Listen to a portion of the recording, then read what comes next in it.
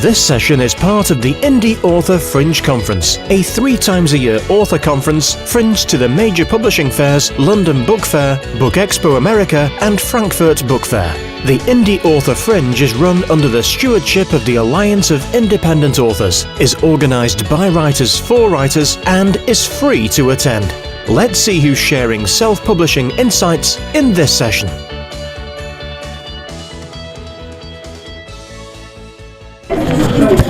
Okay, so welcome to another great session for Indie Author Fringe, and this is our annual session with Mr. Porter Anderson, Editor-in-Chief, roaming correspondent, and all-round knows everything about publishing and authorship. And exhausted Frankfurt goer. And exhausted Frankfurt goer. He's not kidding. I can see the tired eyes. He needs to get home to the Beagle and have a rest. That's right. The Beagle's waiting. The Beagle is waiting. But before we let you go, we want to talk to you about authors and authors' place at book fairs and the kinds of changes you've seen in that over the last number of years. And specifically, let's talk about Frankfurt, what's been going on for the past number of days. I know you are kind of touching off every aspect of book publishing as you do your job here.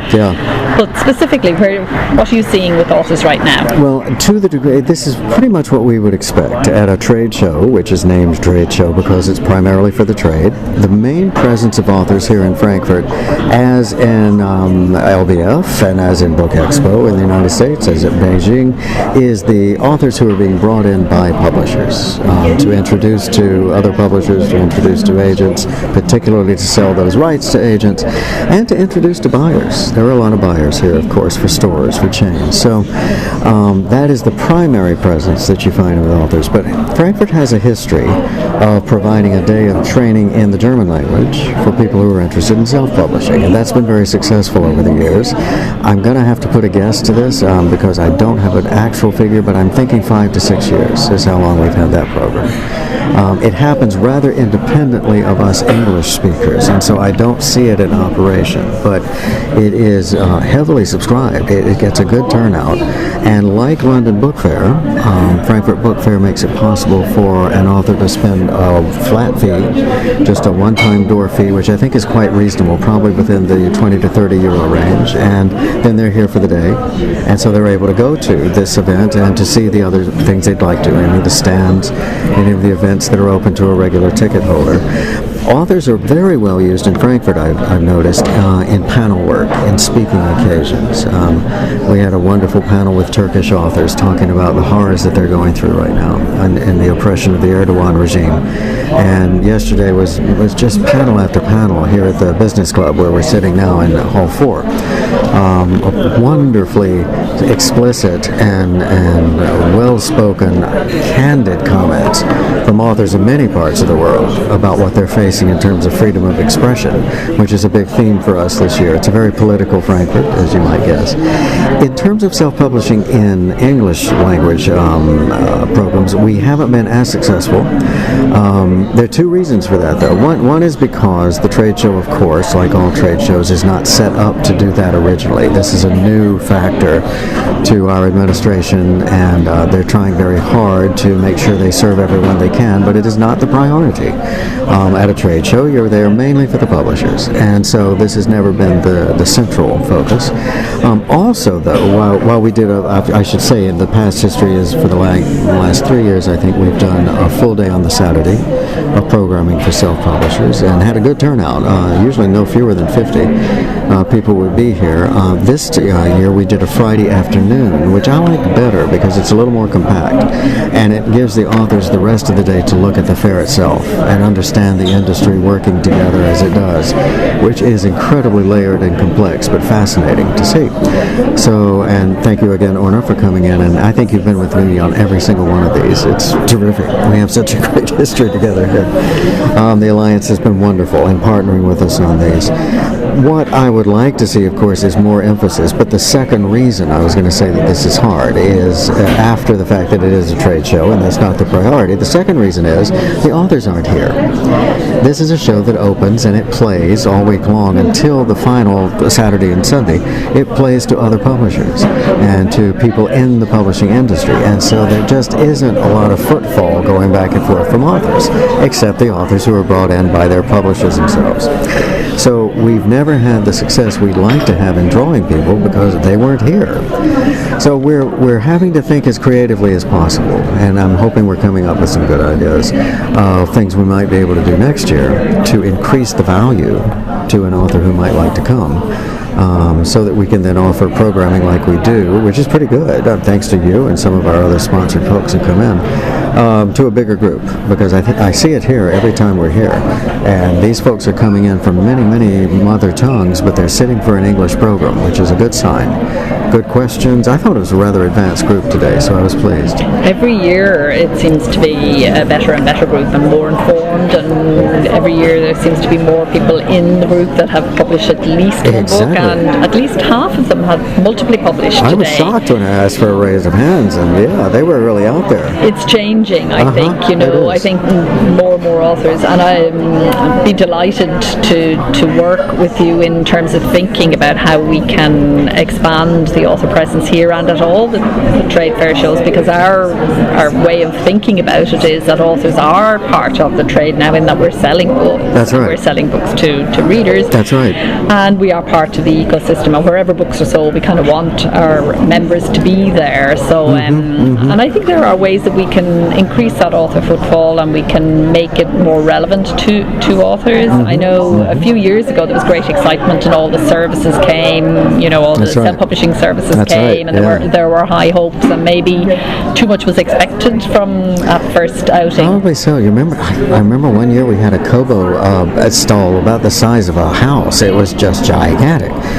We have a very nice Amazon presence this year. I've been pleased, and a lot of the other self-publishing services are here. I'm liking how they're grouping them in what we call the German Hall 3, because that way the native footfall is going close to them. Again, when the general public comes in this weekend, and they come out in droves for this thing in costume. They do a lot of cosplay here.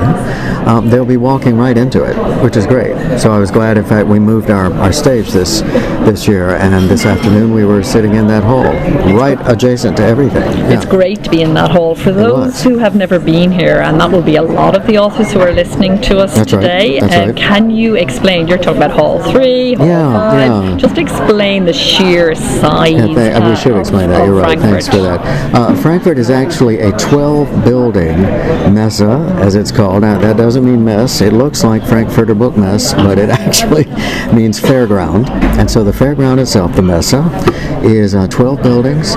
Each of them, my Lord, I think several of them, probably not every one of them, but several of them are the size of the Javits in New York, where we do Book Expo. They are that big, each of them, and they are all filled with amazing exhibitions. They're segregated according to international versus national. Lots of different striations go into this. One entire hall is devoted every year to the guest of honor, which this year is France. And France is making a wonderful display of not just its own French national work, but francophone from all over the world.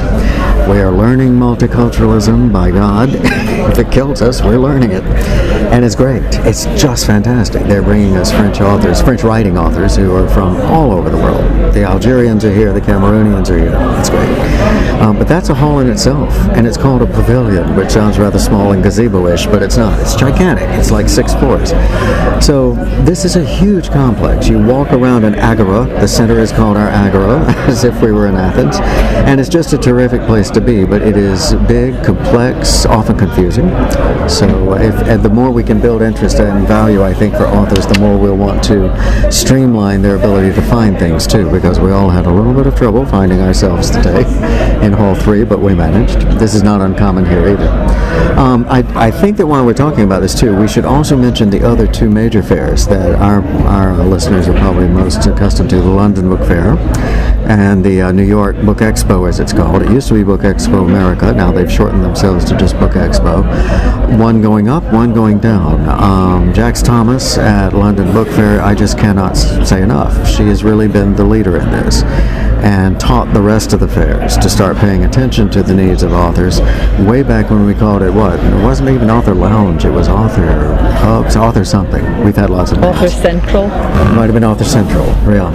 And they realised that was Amazon's, Amazon, so they had to do a rapid change. Branding, of course. Yes, but Arthur Wright, in fact, was the first producer of this. I remember that group. And it's been a wonderful thing watching the evolution of that. And they're doing a similar thing to what we're doing in Frankfurt, in that their stage area is set among the services for the authors. So it becomes a pavilion in itself, if you like.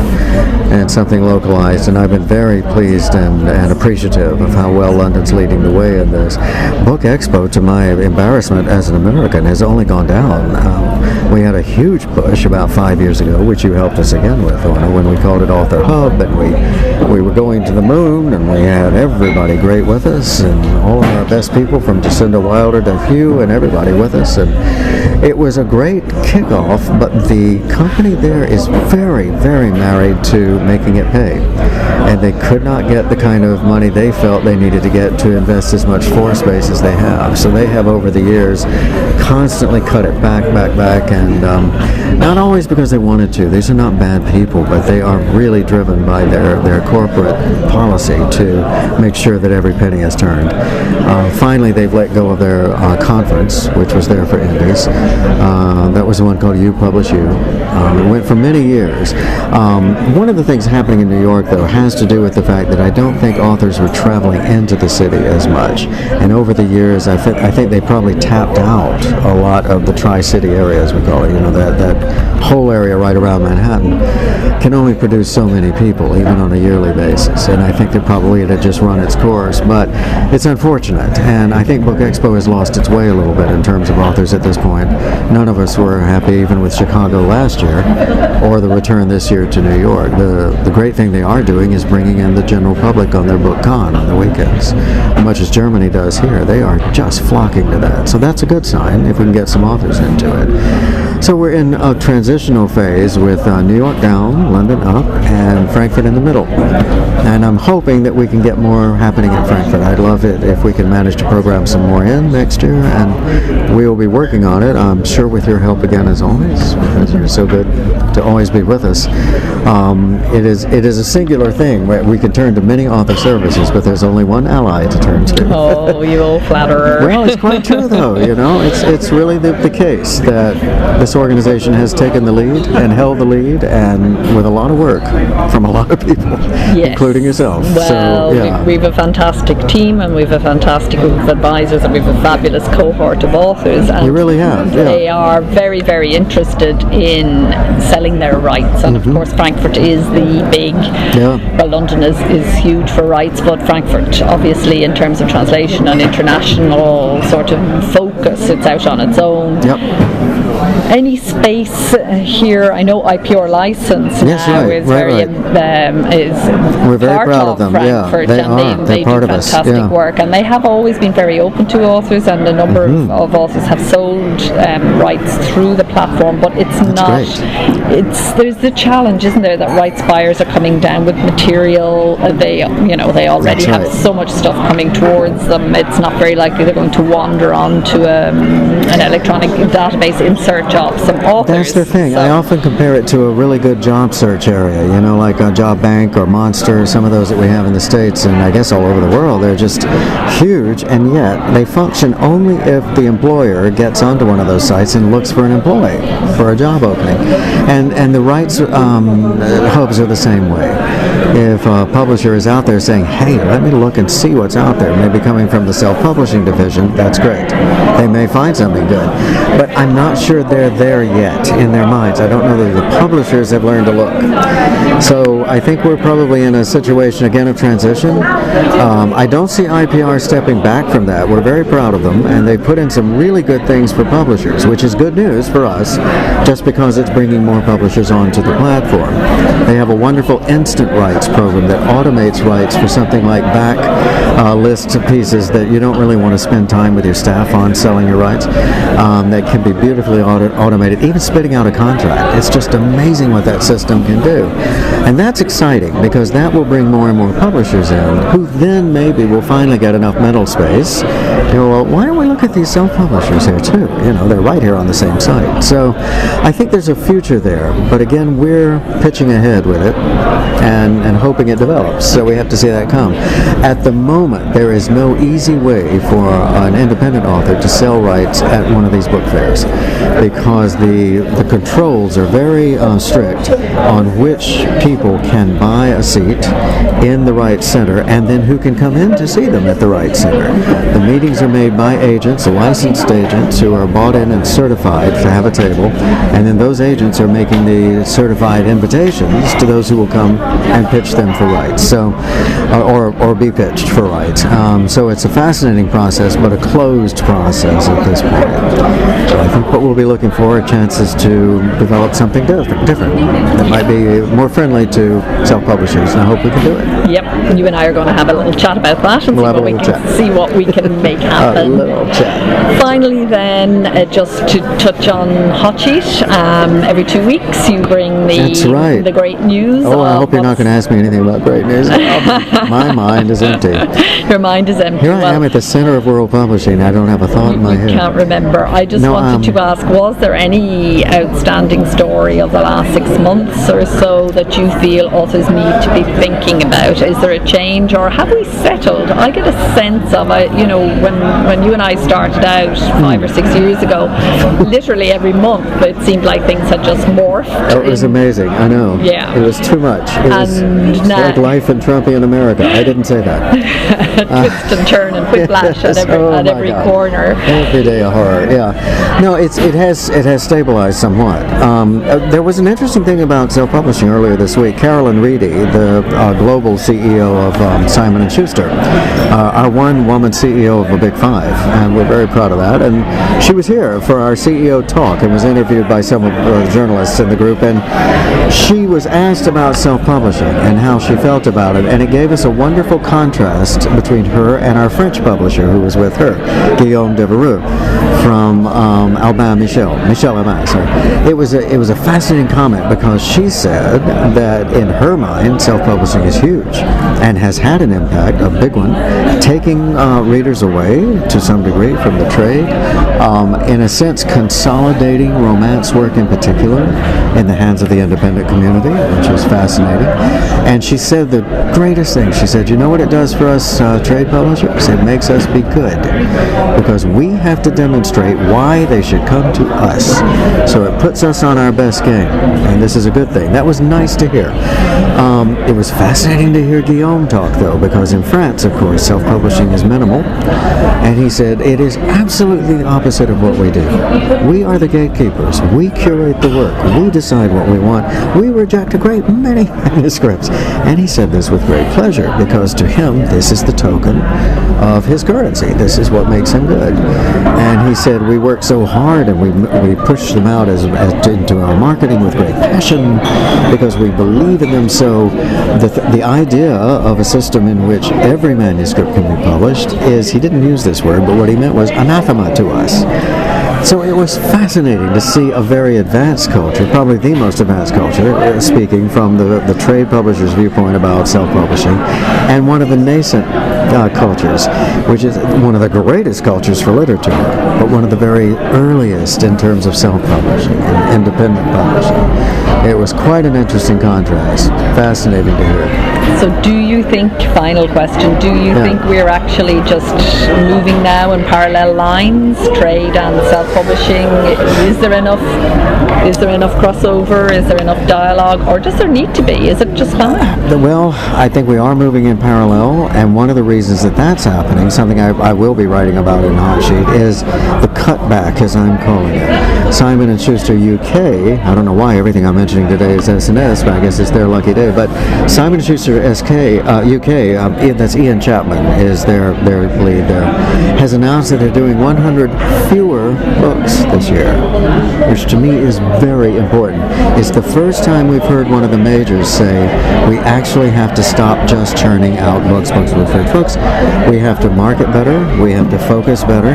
They're realizing they're in a glutted market. They're in a very busy, competitive market. And this is good. This is a good stage to reach. Jamie Bing led the way from Canongate all those years ago, 2013, when he said he would only publish a book for each staffer he had, which was 44 books. It was very smart, because he said that way someone's vested in each one of our books, and they'll all be carried carefully. I think the majors are starting to see this, and it would be interesting to see if Penguin Random House finally comes back from the 15,000 that it does every year. It's a huge number of books, and the output has not helped anybody in terms of the competition with other media and the competition with other books. So the more we get special good books, the better. However, does that mean it's even harder now for independent authors? This will be the question. If the books are better marketed, better chosen, what does that do? Does that take share away from independents? It may definitely mean it's harder to get a contract with a trade house, because they're simply not putting as many out there. So if that is the interest, then an author, I think, is going to have an even harder time. Hi, Ian. It's good to see you. Take care. That's Bookwire speaking to us, just stopping by to say hi. Frankfurt's like that. But what I don't know, what I can't tell yet is if this trend is actually going to replicate itself out into the other majors and into the bigger independents. Where does this leave the self-publishing community? I have one hypothetical, and I don't have a single stat for it yet, but I believe I see fewer people entering the independent concept right now. You know how it felt like for so many years the bus pulled up every day, and a new group of probably very good self-publishers in the making got off the bus and started on their journey. I don't think I see that as much. I may be wrong, though. See, I cannot say this with any facts or figures to it yet. I simply get the feeling I'm not hearing from as many absolute starters, just fresh off the boat people. What do you think? Do you see any? We're certainly seeing no decrease in the number of people who are starting out. Still the same number of arrivals. I think, if anything, we're seeing more, but then we're more established, so we are certain. What I do think, though, is that the people who are coming in are more clued into what it actually means. Mm-hmm. So there was maybe it's that they don't look as fresh off the boat then. Maybe. Because they're studying. They understand more that it isn't an easy option, and they're going to have to do a lot of the work themselves and so on. And so, in that regard, maybe. But I still feel it's a growth area. I do too. I spoke with one of the translators I like when I was at the Matera Women's Matera Women's Fiction Festival. I can't even talk anymore. And that was just last week. Is that amazing? I think it was last week. Anyway, never mind. I spoke to one of the translators there, and she was telling me that when self-publishers are coming to her, they have much better plans now for their books. They're better organized. They have a marketing outline to what they want to do. They're not just sort of feeling their way along, which I liked, because of course translation is expensive too. Absolutely. And it's nice to hear they're coming in with their eyes open. She felt she was getting, this was 2 years on from the last time I talked to her. It's Athena Papadopoulos, and she was saying it's so much better looking right now, so that was good to hear. Good, yes. Definitely the sector has matured and understands much more what they're getting into. 3.0 is it you're calling it now? Well, 3.0 will be blockchain. Oh, that's if we get to blockchain. Change everything again. Well, we'll see. Maybe. We'll see. Not even the Bitcoin people are that sure yet. Well, we decided we might as well be an advocate for it. Oh, I think it's interesting you're doing it. Yeah, it makes sense. There will be the opportunity to just observe from the distance and analyse it. But actually, I believe that it does have the potential. I do not too. to say it will deliver. Exactly. And to reverse some of the things that happened with the internet in the first place that was, wasn't part of the original vision, shall we say. So we'll see. Well, in terms of the whole experiment of going direct to a reader, it has potentials that we haven't really seen, other than maybe Aereo's ability to set up a site of your own, or a store of your own, and put it on any spot in the web. So maybe this has potential for authors. It'll be fascinating to see it play out. Yeah, and it will be the authors who are aware of the need to be on top of things. That's right. Who will do best, and there will be the whole early adopter thing probably, where people will do well in the space. And I think those who are stable enough to really do some very focused experimentation with it too, because in the beginning it's going to be quite time consuming. I think there's just no model out there yet to really structure this for yourself. Absolutely, it's hard to even imagine it, just like it would be impossible to imagine the internet before you ever used it. Exactly, yeah. But as we're saying to people, you don't need to understand the tech, you just need to get on with doing it. Right, So, exactly. Don't look under the hood of the car. No need. I never looked under a hood of a car in my life. No. Just make it turn on. That's all I ask. Turn it on. That's it. How are you doing? Porter, thanks so much for talking to us again. It's been my pleasure. Dragged off by somebody else, Mr. Popular here. Yeah, right. We'll keep bringing the news anyway, whatever it is. Great. Thank you so much, Orna. Thank you. Take care. You too. Bye. Bye. You've been listening to another great session brought to you by the Indie Author Fringe and the Alliance of Independent Authors, ALLI. You can find out more about both by visiting ALLI's Self-Publishing Advice Centre, www.selfpublishingadvice.org. Now, go write and publish.